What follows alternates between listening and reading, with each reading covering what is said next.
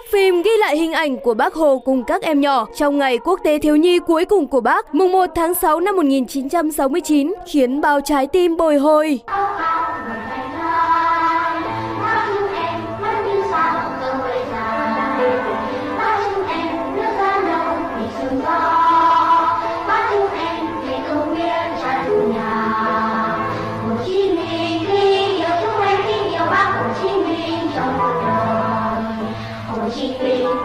Yêu ta bảo vệ cuộc đời nước ngoài của sông non.